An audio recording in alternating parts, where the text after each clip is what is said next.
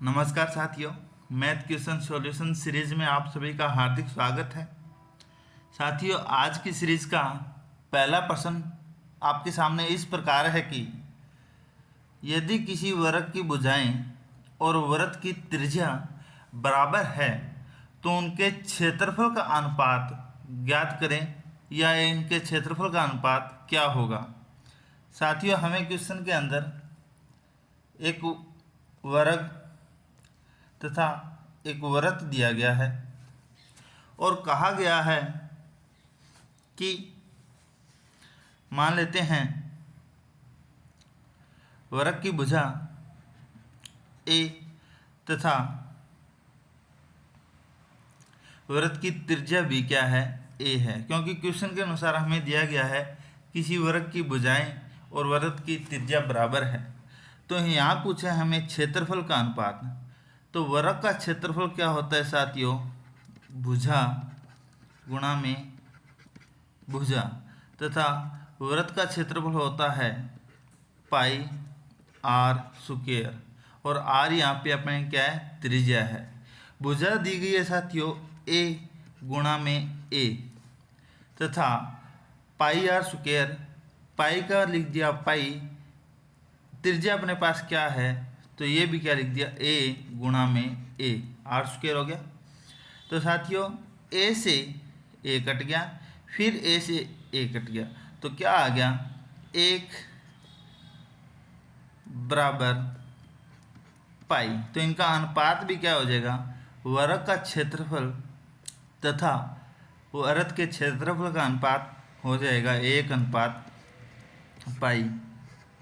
बिल्कुल सा आसान सा सवाल है, इसका सही आंसर हो जाएगा ऑप्शन सी। यदि किसी वृत्त की भुजाएं और वृत्त की त्रिज्या हो बराबर हो तो उनके क्षेत्रफल का अनुपात 1:पाई होगा। चलिए बढ़ते हैं हमारे अगले प्रश्न की तरफ। अगला हमारा प्रश्न है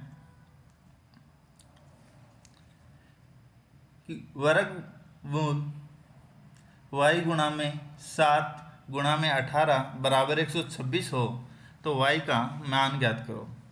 हमें क्वेश्चन में दिया गया है y गुणा में 7 का वर्गमूल गुणा में 18 बराबर 126। जब हम इसे सॉल्व करेंगे तो साथियों इस प्रकार हमें दिया गया है कि a गुणा में b बराबर c।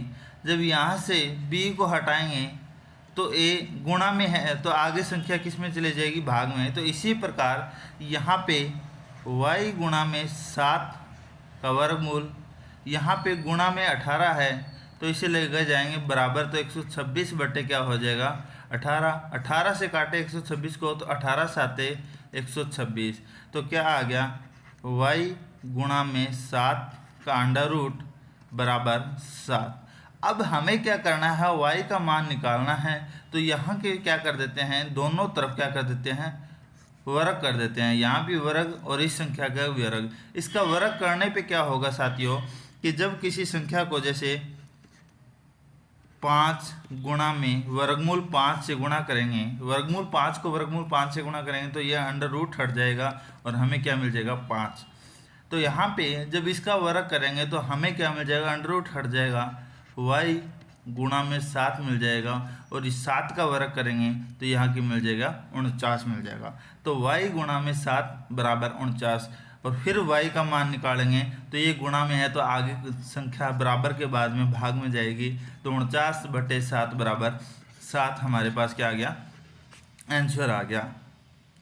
तो साथियों यहाँ पे जो आपके पास ये क्वेश्चन दिया गया है इसमें y का मान क्या आ जाएगा, 7 आ जाएगा, बी हमारा सही आंसर हो जाएगा। बिल्कुल आसान सा सवाल है। चलिए बढ़ते हैं हमारे अगले प्रश्न की तरफ। अगला हमारा प्रश्न है साथियों, एक आयताकार कालीन का क्षेत्रफल 240 मीटर वर्ग मीटर है और उनकी परिधि 92 मीटर है, तो उसके विकिरण की लंबाई ज्ञात करो। तो साथियों हमें क्वेश्चन में क्या दिया गया है, एक आयत कालीन का क्षेत्रफल। तो साथियों आयत का क्षेत्रफल क्या होता है, आयत का क्षेत्रफल होता है लंबाई गुणा में चौड़ाई। हम मान लेते हैं लंबाई मान ली a और चौड़ाई क्या मान ली है हमने b मान ली। तो साथियों प्रश्न के अनुसार a गुणा में b बराबर हमें क्या दिया गया है 240 मीटर स्क्वायर। अब साथियों हमें दिया गया है परिधि, और परिधि हम क्या होता है 2 गुणा में लंबाई प्लस चौड़ाई, अर्थात आयत जो आयत की है उसके चारों ओर का परिधि क्या रहेगा। तो वो क्या है हमें 2 गुणा में a प्लस b का मान क्या दिया गया है 92 दिया गया है। प्रश्न के अनुसार इतना हो गया। तो साथियों परिधि हमारा दिया गया है 2a प्लस में b बराबर 92। तो हम a प्लस b का मान निकाल लेते हैं, तो ये कट जाएगा 2 से, कितने आ जाएगा 46। तो हमारे पास आ गया a प्लस में b बराबर 46 आ गया। अब साथियों हमें क्या ज्ञात करना है विकिरण की लंबाई ज्ञात करनी है। एक हमारे पास क्या दिया गया है आयत दिया गया है, और आयत का विकिरण निकालने का फॉर्मूला आपके सामने में इस प्रकार है कि कर्ण ये मान लेते हैं कर्ण, ये आधार, ये लंब। तो कर्ण स्क्वायर बराबर आधार स्क्वायर प्लस में लंब स्क्वायर। हमारे पास a प्लस b दिया गया है। तो साथियों इसे हम किसी अनुसार a प्लस b का होल स्क्वायर करें तो हमारे पास क्या आएगा a स्क्वायर प्लस में b स्क्वायर प्लस में 2ab आएगा। a प्लस में b स्क्वायर का मान हम a प्लस b का मान क्या दिया गया 46 है।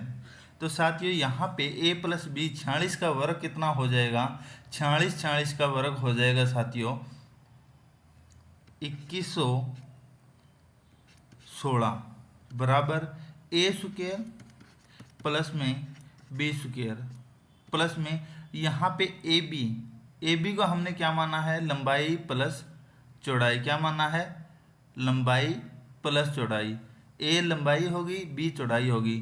तो यहाँ पे a का गुणा का क्या माना है 2 गुणा में ab को क्या माना है 240 अर्थात 480 हो जाएगा। अब साथियों हमारे पास आ गया a स्क्वायर प्लस में b स्क्वायर। अब 2116 में से क्या करेंगे 2116 में से माइनस करेंगे 24 दूनी 48 480। तो हमारे पास क्या बच के आएगा a स्क्वायर प्लस में b स्क्वायर बराबर 16 में से 0 गए, 6 में से 0 गए 6, 11 में से 8 गए 3, 20 में से 4 गए 16। क्या हो गया हमारे पास 1636 a स्क्वायर प्लस में b स्क्वायर का मान आ गया।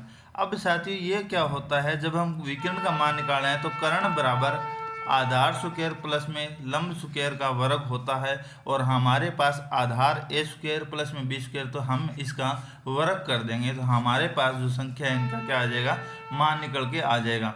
तो देखते करते हैं 1636 का जब हम वर्गमूल करते हैं तो साथियों 4 चौके 16, 4 चौके 16 बच गया 0। अब हम अगली संख्या उतारेंगे तो ये क्या आ गया 4 दूनी 8, इसका दुगना। अब यहाँ पे हमें क्या करना पड़ेगा भाग देना पड़ेगा, क्या सॉरी भाग इसमें जिन नहीं जा रहा। तो हम क्या करेंगे 8 तिये 24, 8 चौके 32, यहाँ पे जो संख्या उतारेंगे उसी से गुणा करना पड़ेगा। तो इसका मान आ जाएगा 44 दशमलव कुछ इसका मान आ जाएगा। तो अर्थात डी हमारा सही आंसर हो जाएगा। चलिए बढ़ते हैं हमारे अगले प्रश्न की तरफ। अगला हमारा प्रश्न इस प्रकार है किसी संख्या और उसके छठे हिस्से के बीच का अंतर 100 है तो वह संख्या ज्ञात करें। तो साथियों बिल्कुल आसान सा सवाल है। हम मान लेते हैं संख्या क्या है, संख्या है हमारे पास x, ठीक है। तो क्वेश्चन के अनुसार क्या दिया गया है किसी संख्या और उसके छठे हिस्से के बीच का अंतर कितना है 100 है। तो x माइनस एक्स बटे 6 बराबर कितना है 100 है। तो 6 आ गया लघुत्तम, 6x माइनस एक्स बराबर 100। तो हम सोल्व करेंगे, वज्र गुणा करने के बाद हमारे पास क्या निकल गया है 6x माइनस एक्स बराबर 600। 6x में से x घटे तो क्या बचेगा 5x और 600 इसका मान आ जाएगा। तो साथियों हमें क्या निकालना है, वह संख्या ज्ञात करनी है। संख्या को हमने माना है x, तो x का मान निकालेंगे तो ये संख्या गुणा में है, बराबर के बाद ये भाग में चले जाएगी।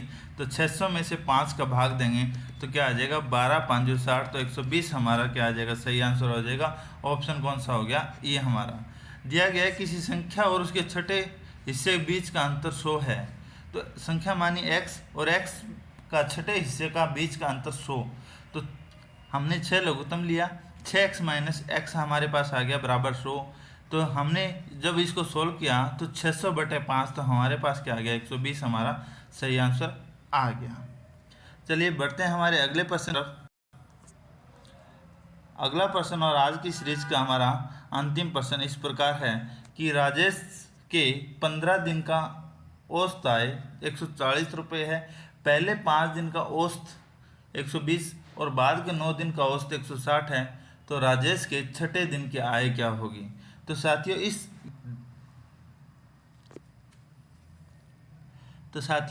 इस प्रश्न को हम कैसे हल करेंगे, बिल्कुल सा आसान सा सॉल्यूशन होने वाला है। तो देखिए कैसे करेंगे। तो साथियों सबसे पहले हम ज्ञात कर लेते हैं कि राजेश की कुल आय कितनी है, 15 दिनों की कुल आय। साथियों यहाँ दिया गया है 15 दिन की औसत 140 रुपये है, तो हम कुल आय निकालेंगे तो 15 गुणा में 140, 14 दाएँ में 1400 प्लस में 14 5 70 बराबर 700, तो हमारे पास क्या आ जाएगा 7 और 4 11, 2100 हमारे पास क्या आ जाएगा 15 दिन की आय आ गई। अब पहले पूछिए हमें पहले 5 दिन की, पहले 5 डे की औसत आयु क्या हो जाएगी, औसत आय क्या हो जाएगी। तो पहले 5 दिन की है तो 5 गुणा में 120, तो 12 5 60 बराबर 600 पहले 5 दिन के औसत आय है।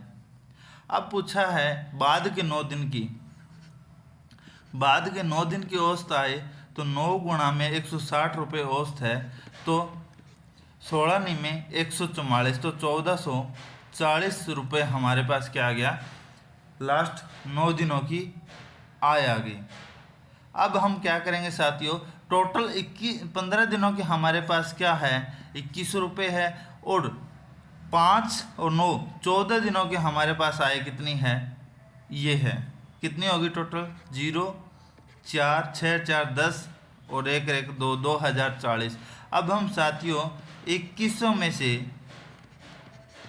2040 घटा देंगे तो हमारे पास क्या आ जाएगा 0, 10 में से 4 गए 6, 60 रुपये हमारे पास क्या आ गई, छठे दिन की आय आ गई है। तो राजेश के छठे दिन की आय कितनी होगी 60 रुपये होगी। तो हमारे इस प्रश्न का उत्तर कितना हो जाएगा, ऑप्शन जी 60 रुपये हो जाएगा। तो साथियों आज की क्लास हमारी यहीं समाप्त होती है, जिसमें हमने 5 महत्वपूर्ण मैथ के प्रश्नों को सॉल्व किया है। तो अगर मेरी वीडियो आपको पसंद आए तो मेरी वीडियो को लाइक और शेयर ज़रूर करें। आज के लिए इतना ही, धन्यवाद।